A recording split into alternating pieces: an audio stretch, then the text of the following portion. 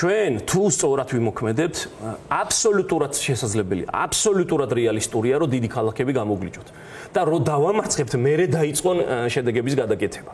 და აი მერე უფრო მეტი პროტესტის საფუძველიც გვექნება, უფრო მეტი ბრძოლის საფუძველიც გვექნება, უფრო მეტი დაპირისპირების საფუძველიც გვექნება, რომ თვალნათლივი რო იქნება, რომ წააგეს აი დრო დავდეთ ბეჭებზე თბილისშიც, რუსთავშიც, ქუთაისშიც, თელავშიც, ბათუმშიც ეს უნდა შევძლოთ. ოღონდ ერთმანეთს ფეხი კი არ დაუდო და ისე კი არ ველაპარაკოთ, როგორც ახლა ველაპარაკებია. ამიტომ ელოდებით, რომ შესაძლოა ვინმეც იგივე აზრზე გადმოვიდეს. მე არ მოვეშვები, მე ვინც იმ დახურულ შეხვედრაზე იყო, ალბათ ყველამ ნახა, ვიძახდი, რომ მე საერთოდ არა ვარ კომპრომისების ადამიანი, მაგრამ ვიხვეწებოდი. ეგეც თქვი კიდევ, ჩემთვის თანდათან ვსწავლობ ამ კომპრომისს, რომ საჭირო არის, თორემ მეც მიმაჩნია, რომ რქებით რასაც აწვევების უნდა გაიტანო, ასე არ გამოდის.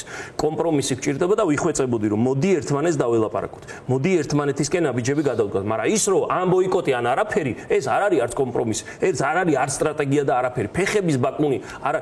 მე მინდა რომ ყველა ეხა ერთი სულიერ ყველას მოგვახდეს და რავი, რაც არ უნდა იძახოს, არავის პასუხს არ გავცემ. შვიდ და წყნარად მე ამ დღეებშიც, მომდევნო დღეებშიც და სანამ გარეთ ვარ, რა ვიცი, სულაც არ მინდა რომ დამიჭირონ კაცო, ეხა ისე კი არ ვლაპარაკობ, მაგრამ ისეთი პირი უჩანს იმ პროცესს, რაც ჩემი საქმის გარშემო ვითარდება და როგორც რომ ალბათ რაღაც აფია.